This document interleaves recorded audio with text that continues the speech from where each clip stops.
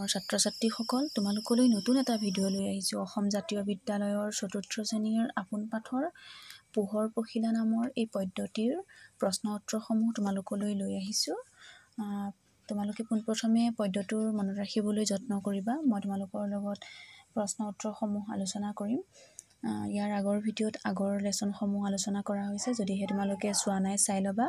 পোনপ্ৰথমে তোমালোকে অৰ্থখিনি জানিবলৈ চেষ্টা কৰিবা। চোৱা, প্ৰথমে ১ নম্বৰতে আছে কবিতাটি মনত ৰাখা।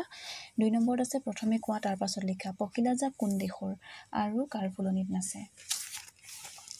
চোৱা, পখিলাজাক পোহৰ দেশৰ আৰু কবিৰ ফুলনিত নাচে। পখিলাজাকৰ পাখিবোৰ কেনেকুৱা? পখিলাজাকৰ পাখিবোৰ ফুলাম। কি কাৰণে ফুলৰ পুৰণি পাহি সৰিছে বুলি কবিয়ে কৈছে?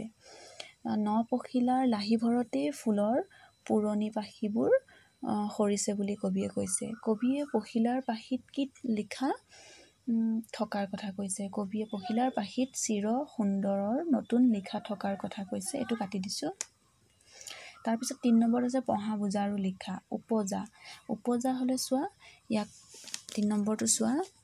উপজা। উপজা হ'লে নোপজা। তাৰপিছত হোৱা, নোহোৱা, পোৱা, নোপোৱা, যোৱা, নোযোৱা, খোৱা, নোখোৱা, গোৱা, নোগোৱা। এইটো নোহোৱা কৰিব দিছে। ইয়াত যিহেতু তোমালোকক দি থোৱা হৈ আছে, চোৱা কিতাপত উপজা নোপজা দিয়া হৈ আছে। হোৱা নোহোৱাখিনি মই তোমালোকক দি দিছোঁ। তাৰপিছতে ৪ নম্বৰত বাক্য ৰচনা কৰা। ৰৈ ৰৈটো দিয়া হৈ আছে। কুলিটিয়ে ৰৈ ৰৈ বিনাইছে। তাৰপিছত আছে মনে মনে। মনে মনে ডাঙৰ মানুহে কথা ক'লে মনে মনে শুনিব লাগে। পাছে পাছে মেকুৰীজনীয়ে নিগনিটো ঘূৰিবলৈ পাছে পাছে গৈ আছে ঘৰে ঘৰে। ভিক্ষাৰীজনে ঘৰে ঘৰে ভিক্ষা খুজিছে হাঁহি হাঁহি। ল'ৰাটোৱে হাঁহি হাঁহি ককাকৰ দেই, এইটো কাটি দিছোঁ। ককাকৰ কথা শুনি আছে গৈ গৈ। মানুহজনে খোজকাঢ়ি গৈ গৈ ভাগৰি পৰিছে। মাজে মাজে হাবিৰ মাজে মাজে লংলঙীয়া বাট আছে। কৈ কৈ ৰীণাক আইতাকে সাধু কৈ কৈ ভাগৰি পৰিছে। এনেদৰে তোমালোকে এই প্ৰশ্নকেইটা লিখি ল'বা। আজি ইমানতেই মই সামৰিছোঁ। ধন্যবাদ।